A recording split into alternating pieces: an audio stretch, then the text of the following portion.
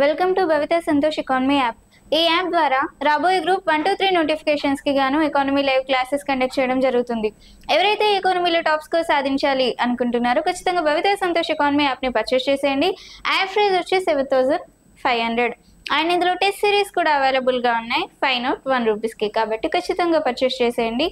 And భవిత సంతోష్ ఎకానమీలో daily current affairs అనేవి తెలుగు మరియు ఇంగ్లీష్ మీడియంలో కూడా అవైలబుల్గా ఉన్నాయి. కాబట్టి ఖచ్చితంగా భవిత సంతోష్ ఎకానమీ యాప్ని పర్చేస్ చేసేయండి. అలాగే ఛానల్ని సబ్స్క్రైబ్ చేయండి.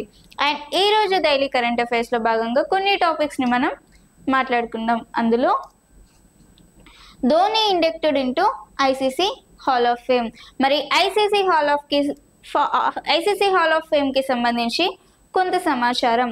మరి ఐసీసీ హాల్ ఆఫ్ ఫేమ్ అనేది ఎవరికి ఇస్తారు అంటే, ఏదైనా ఒక రంగంలో తమకంటూ ఒక ప్రత్యేక గుర్తింపు ఎవరైతే సాధించుకుంటారో వారిని ఐసీసీ హాల్ ఆఫ్ ఫేమ్లో ప్రకటించడం జరుగుతుంది. మరి దీన్ని ఎప్పటి నుంచి ప్రకటిస్తున్నారు అంటే 2009 నుంచి ఈ ఐసీసీ హాల్ ఆఫ్ ఫేమ్ని ప్రకటించడం జరుగుతుంది. మరి ఇందులో భాగంగా ఇప్పటి వరకు భారత్ నుంచి దాదాపుగా 11 మందిని ఐసీసీ హాల్ ఆఫ్ ఫేమ్కి ఎంపిక చేయడం జరిగింది. మరి ఇందులో 2025 అంటే ఈ సంవత్సరానికి గాను దాదాపుగా 7గురిని ఐసీసీ హాల్ ఆఫ్ ఫేమ్కి ఎంపిక చేయడం జరిగింది. మరి ఐసీసీ హాల్ ఆఫ్ ఫేమ్లో ఈ 7 మందిలో ఒకరిగా ధోనిని చెప్పుకోవచ్చు. ICC hall of fame inducted into Dhoni. Dhoni is inducted into ICC Hall of Fame. So the ICC Hall of Fame is announced from 2009. So in that 2009 up to now around 11 people are inducted into ICC Hall of Fame. In 2025 there are 7 people are inducted into ICC Hall of Fame including Dhoni. So ICC Hall of Fame is giving peoples the reason of ICC Fame or ICC Hall of Fame is who in any particular sector who makes a recognition, then that was considered as a legendary and inducted into ICC Hall of Fame. So in that reason in our India are only 11 peoples in 2009 to 2025 around 11,000 peoples are inducted into ICC Hall of Fame. In 2025 selected or inducted ICC Hall of Fame up to 7 members including Dhoni, and this is about ICC Hall of Fame. Next, Central Literature Academy Award లేదంటే కేంద్ర సాహిత్య academy పురస్కారాలు 2025కి సంబంధించి. మరి కేంద్ర సాహిత్య academy awards అనేది 2 రకాలుగా చెప్పుకోవచ్చు. ఒకటి కేంద్ర సాహిత్య అకాడమీ పురస్కారాలు, మరొకటి జ్ఞాన్పీఠ్ అవార్డ్స్.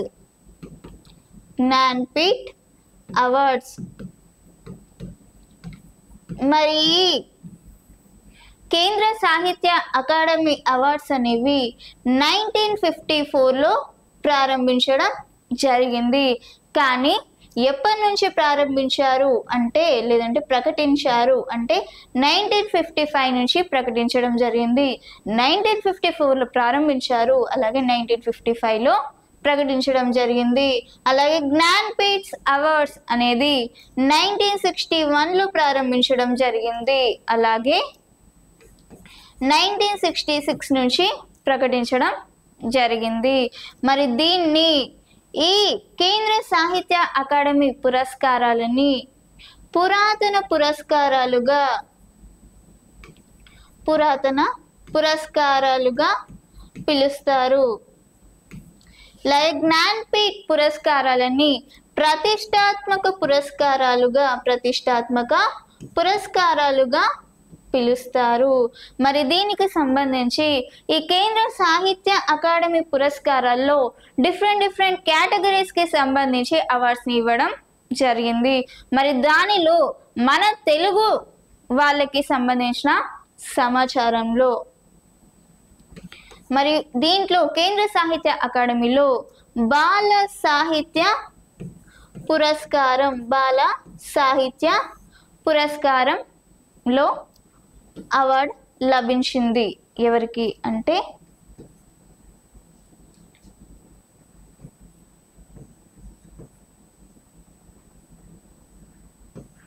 కబుర్ల దేవత అనే రచనకి గాను బాల సాహిత్య పురస్కారం లభించడం జరిగింది. అలాగే యువ సాహిత్య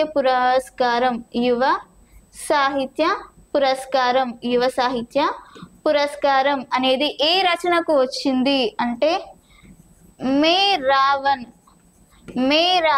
అనే రచనకి గాను యువ సాహిత్య పురస్కారంలో ఈ రచనకి గాను పురస్కారం లభించడం జరిగింది. మరి తెలుగు భాషల్లో లేదంటే ఈ కేంద్ర సాహిత్య అకాడమీ పురస్కారాల్లో ప్రతి సంవత్సరం కూడా లేదంటే ఎప్పుడూ కూడా దాదాపుగా 24 భాషల్లో రచించిన రచనలకు గాను పురస్కారాలు అందజేయడం జరుగుతుంది. కానీ ఈ 2025లో ఇప్పుడు డోగ్రీ భాషను ఇందులో తీసుకోలేదు లేదంటే ప్రకటించలేదు. దాని ద్వారా ఈ సంవత్సరానికి గాను దాదాపుగా 23 భాషలలో మాత్రమే సాహిత్య అవార్డ్స్ని తీసుకోవడం జరిగింది.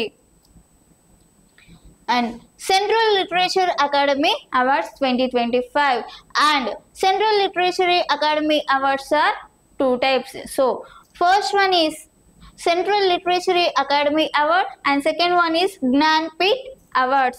So and Central Literary Academy Awards are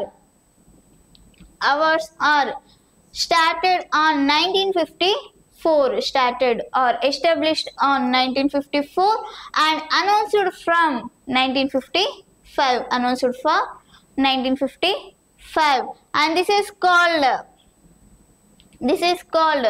ఏవియేషియంట్ పురస్కారాలు and Gnanpith Awards are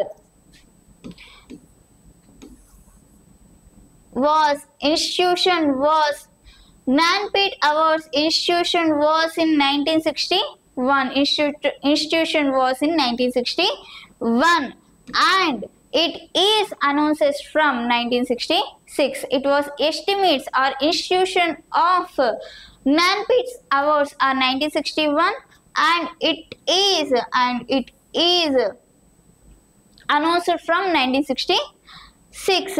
These puraskaras are known as prestigious awards. So and this is all about Central Literature Academy Awards 2025. Next, Global Livability Index 2025 ప్రపంచ నివాస యోగ్యత సూచికి సంబంధించి కొంత సమాచారం. మరి ప్రపంచ నివాస యోగ్యత సూచి అనేది ఎప్పుడు రిలీజ్ చేశారు అంటే 17 జూన్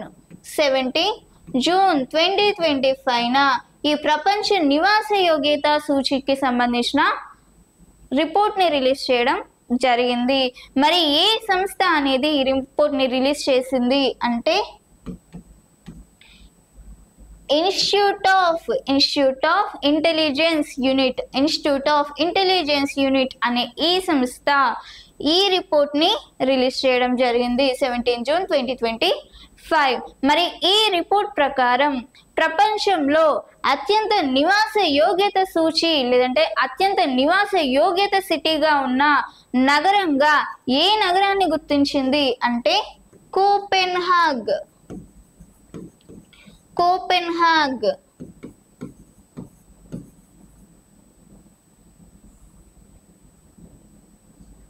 కోపెన్హాగ్ అనే సిటీని డెన్మార్క్ లోని కోపెన్హాగ్ అనే సిటీని ప్రపంచంలో అత్యంత నివాస యోగ్యత గల నగరంగా గుర్తించడం జరిగింది. డెన్మార్క్ లోని కోపెన్హాగ్ అనే నగరాన్ని మరి ప్రపంచంలో నివాస యోగ్యత తక్కువగా ఉన్న నగరంగా ఏ సూచిని రిలీజ్ చేసింది అనంటే, లేదంటే ఏ నగరాన్ని రిలీజ్ చేసింది అంటే డెమాస్కస్ సిఆర్లోని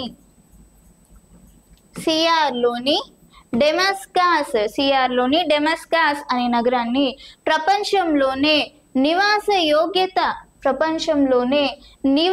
యోగ్యత సూచీలో అతి తక్కువ నివాస యోగ్యత గల నగరంగా గుర్తించడం జరిగింది. ఈ నగరాన్ని, డెమాస్కస్ అనే నగరాన్ని నివాస యోగ్యత తక్కువగా ఉన్న నగరంగా, అలాగే కోపెన్హాగ్ ని నివాస యోగ్యత అత్యధికంగా ఉన్న నగరంగా గుర్తించడం జరిగింది. మరి దీనిలో భాగంగా భారత్ నుంచి ఏ ఒక్క నగరం కూడా టాప్ 10 లిస్టులో లేదు అని చెప్పుకోవచ్చు. And global liveability index 2025. So it index was released on 17 June 2025. So this index is released by the Organization of Environment Intelligence Unit. This report was released by Environment Institutes or Environment Intelligence Unit. So because of this report, or in this report world's most livability city in the report, or according to this index, is Copenhagen. According to this report, is Copenhagen in a Denmark country. And because of this index and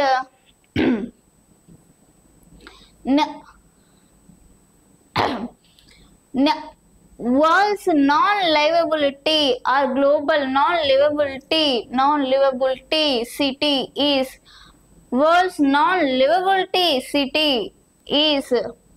Damascus in CIS.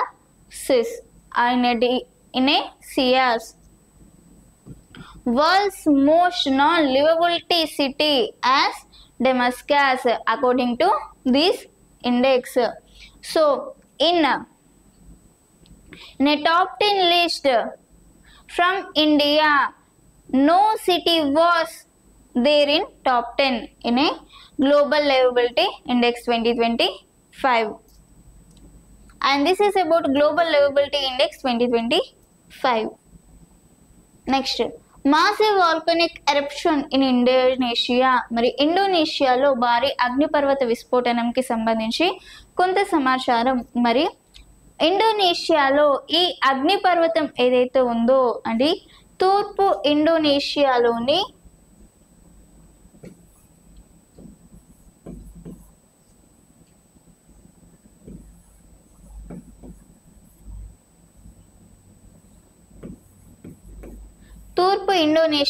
ఈ అగ్నిపర్వతం అనేది బద్దలవ్వడం జరిగింది. మరి దీని కారణంగా చాలా మంది ఇబ్బందులు పడడం జరిగింది, అలాగే చాలా మంది మరణించడం కూడా జరిగింది. అంటే గత ఏడాదితో పోలిస్తే ఈ ఇండోనేషియా అగ్నిపర్వతంలో, లేదంటే గత ఏడాదిలో ఈ అగ్నిపర్వత విస్ఫోటనం వల్ల దాదాపుగా 9 మంది మరణించడం జరిగింది. అలాగే రీసెంట్ గా మార్చ్ లో కూడా ఈ అగ్నిపర్వత విస్ఫోటనం అనేది జరిగింది. మరి ఈ అగ్నిపర్వత విస్ఫోటనం కారణంగా చాలా మంది ఇబ్బందులు పడడం జరుగుతుంది. అలాగే విమాన సౌకర్యంగా ఉన్న, లేదంటే విమానాశ్రయాలను కూడా క్లోజ్ చేయడం జరిగింది ఈ అగ్నిపర్వత విస్ఫోటనాల కారణంగా. Massive volcanic eruption in Indonesia. So massive volcanic eruption in Indonesia. So because of this, so many peoples are surrounded by the peoples are affected by this volcanic eruption. And in a last year, due to this exploration, only 9 peoples are died. Only 9 peoples are died. In a March month, again this volcanic eruption was blasted. Volcanic eruption was blasted in a March month. Due to these reasons, airports are also closed. Due to these reasons, airports are also closed. Next, Energy Transition Index 2025. మరి energy transition index కి సంబంధించి దీనిని ఏ సంస్థ release చేసింది అంటే world economic forum అనే సంస్థ ఈ ఎనర్జీ ట్రాన్సిషన్ ఇండెక్స్ అనే ఇండెక్స్ ని రిలీజ్ చేయడం జరిగింది. మరి దీని ప్రకారం దాదాపుగా ఈ ఇండెక్స్ లో 118 దేశాలకి ర్యాంకింగ్స్ ని ఇవ్వడం జరిగింది. మరి దీంట్లో ఈ 118 దేశాలలో మొదటి ప్లేస్ లో ఉన్న దేశం వచ్చి స్వీడన్ మొదటి స్థానంలో ఉన్న దేశంగా చెప్పుకోవచ్చు. స్వీడన్ మొదటి స్థానంలో ఉన్న దేశం. అలాగే మన భారత్ వచ్చి ఈ ఎనర్జీ ట్రాన్సిషన్ ఇండెక్స్ లో ఏ స్థానంలో ఉంది అని చూసుకుంటే దాదాపుగా 71వ స్థానంలో ఉంది. అలాగే ఆఖరి స్థానంలో అంటే 118వ స్థానంలో ఉన్న దేశంగా కాంగో దేశం నిలిచింది. మొదటి స్థానంలో నిలిచిన దేశం స్వీడన్, లాస్ట్ స్థానంలో నిలిచిన దేశం కాంగో. మరి మన ఇండియా ఈ ఎనర్జీ ట్రాన్సిషన్ ఇండెక్స్ లో దాదాపుగా 71వ స్థానంలో నిలిచింది. ఏ సంస్థ రిలీజ్ చేసింది? WEF, world economic forum. So energy transition index was released by World Economic Forum. Due to this index, totally 118 countries rankings are released. 118 countries rankings are released. In this 118 countries, first place of the countries occupied Sweden. Sweden is placed first in a World Economic Forum estimations or World Economic Forum reports of Energy Transmission Index. And India is placed 71th position. India is placed 71st position in Energy Transmission Index, and 180 position of Energy Transmission Index is Congo. And this is about Energy Transition Index. Next, Global Drought Outlook. మరి దీనికి సంబంధించి ఈ global drought outlook ని ఏ సంస్థ release చేసింది అంటే OECD, organization of economic cooperation development అనే సంస్థ ఈ గ్లోబల్ డ్రాట్ అవుట్లుక్ ని రిలీజ్ చేయడం జరిగింది.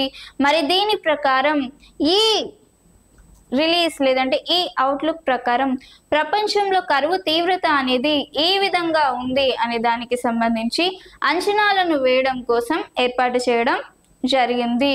అలాగే ప్రపంచంలో కరువు కారణంగా కరువు ప్రాంతాలలో ప్రభావాలు అనేవి ఏ విధంగా ఉన్నాయి, మరి దేశంలో వివిధ సంస్థలు ఏ విధంగా పనిచేస్తున్నాయి, లేదంటే కరువు కాలిత సంబంధిత పనులు అనేవి ఏ విధంగా జరుగుతున్నాయి, లేదంటే ప్రపంచంలో ఏ విధంగా ఎవరు పని చేస్తున్నారు, ఈ కరువుకి సంబంధించిన తీవ్రత గురించి ఇంకా మరింత తెలుసుకోవడం కోసం ఈ గ్లోబల్ డ్రాట్ అవుట్లుక్ ని రిలీజ్ చేయడం జరిగింది. And global drought outlook was introduced by or released by OECD. OECD is a organization of economic cooperation development, because to analyze the drought sensitivity in a worldwide, to analyze a drought sensitivity in a worldwide. Because of this reason, the outlook was released. It is released by Organization of Economic Cooperation Development. Next international yoga day, అంతర్జాతీయ యోగా దినోత్సవం. మరి అంతర్జాతీయ యోగా దినోత్సవం అనేది మనకు రీసెంట్గా కూడా జరిగింది. ఎక్కడ? ఆంధ్రప్రదేశ్లోని విశాఖపట్నం వేదికగా మనకి యోగాంధ్ర పేరుతో ఈ అంతర్జాతీయ యోగా దినోత్సవం అనేది జరిగింది. మరి దీనిలో భాగంగా దాదాపుగా 3 లక్షల మంది కూడా ఇందులో హాజరు కావడం జరిగింది. దాదాపుగా 3 లక్షల మంది. మరి దీని కారణంగా గిన్నీస్ బుక్ ఆఫ్ వరల్డ్ రికార్డ్లో కూడా చోటు సంపాదించుకుంది ఇంటర్నేషనల్ యోగా డే కారణంగా. మరి ఇంటర్నేషనల్ యోగా డే అనేది మొట్టమొదటిసారిగా ఎప్పుడు నిర్వహించారు అంటే 2015 జనవరి 1న మొట్టమొదటిసారిగా ప్రారంభించడం జరిగింది. So the international yoga day is celebrated on 21st June 2025. So in that occasion was celebrated in Andhra Pradesh. The venue of Visakhapatnam celebrated in Andhra Pradesh. Venues of Visakhapatnam celebrated Yoga Day. So in this occasion, totally 3 lakh people are presented in this Yoga Day. So because of this reason, this International Yoga Day is got Guinness Book of World Record. And for the first time conducting Yoga Day in 2015 January 1st, and this is about International Yoga Day. Next, Delhi Artificial Rain, Operation Besharat Fatah. మరి దీనికి సంబంధించి operation బేషరత్ Fattah అనేది Iran అనేది అమెరికాపై ప్రతీకార చర్యలు తీసుకునే విధంగా, లేదంటే ప్రతీకారాలు చర్యలు తీసుకునే విధంలో భాగంగా ఈ ఆపరేషన్ బేషరత్ ని విధించడం జరిగింది. మరి అమెరికా అనేది ఇరాన్ పై అణు రియాక్టర్స్ తో దాడి చేసిన కారణంగా ఇరాన్ అనేది తిరిగి అమెరికాపై ప్రతిదాడులు చేయాలి అని నిర్ణయించుకోవడం జరిగింది. మరి దీని కారణంగా అమెరికాలోని ఖాతర్ అనే ప్లేస్ లో దాదాపుగా 6 స్థావరాలను లక్ష్యంగా చేసుకొని ఈ సోమవారం రోజున దాడులు అనేవి చేయడం జరిగింది. Operation Besharat Fatah is a organized or launched by Iran.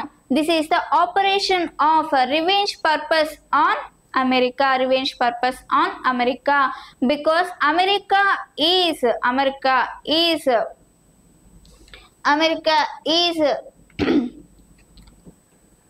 affected, or America to the India or America ఇరాన్కి చేసిన దాడుల కారణంగా అమెరికాపై ఇరాన్ అనేది ప్రతీకార చర్యల కారణంగా ఈ ఆపరేషన్ బేషరత్ ఫతాహ్ని నిర్వహించడం జరిగింది. మరి అదే విధంగా so Iran is targeted America places of Qatar. Iran is targeting America places of Qatar around 6 places on Monday. So this is the reason of Operation Besharat Qatar. It is a revenge purpose on America.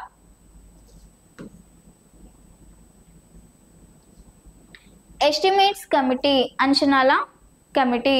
మరి ఈ అంచనాల committee అనేది ఈ అంచనాల committee అనేది ఎవరు? Lok Sabha speaker ముంబైలో జరిగిన ఒక సమావేశంలో భాగంగా, అంటే 75 సంవత్సరాలు ముంబైలో జరిగిన 75 సంవత్సరాల అంచనాల కమిటీ యొక్క వార్షికోత్సవంలో పాల్గొని అందులో భాగంగా ఈ ఎస్టిమేట్స్ కమిటీని ప్రారంభించడం జరిగింది. మరి ఎస్టిమేట్స్ కమిటీ అనేది దేనికోసం ప్రారంభించబడింది అనంటే, ఇది ఒక ఆర్థిక వ్యవస్థగా పనిచేస్తుంది. ఎక్కడ? పార్లమెంట్లలో ఆర్థిక వ్యవస్థగా ఈ ఎస్టిమేట్స్ కమిటీ అనేది పనిచేస్తుంది.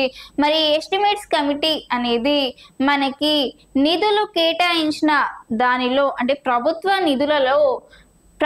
అనేది నిధులు అనేది ఏ విధంగా కేటాయించింది, అలాగే ఏ విధంగా ఖర్చు చేసింది అనే విషయాలను ఇది క్షుణ్ణంగా పరిశీలిస్తుంది. ఇది ఎస్టిమేట్స్ కమిటీ. మరి దీన్ని ఎవరు ప్రారంభించారు? లోక్సభ స్పీకర్. ఎక్కడ ప్రారంభించారు? ముంబైలో. ఏ సందర్భంగా ప్రారంభించారు? 75వ యానివర్సరీ లేదంటే వార్షికోత్సవ మహోత్సవంలో భాగంగా ప్రారంభించడం జరిగింది. Estimates committee is launched by Lok Sabha Speaker in Mumbai in the occasion of anniversary of 75th anniversary of Estimation Committee. This Estimation Committee is the Financial Estimation Committee or Financial Committee in a Parliament. So, in this Financial Committee is examining the treasuries of government.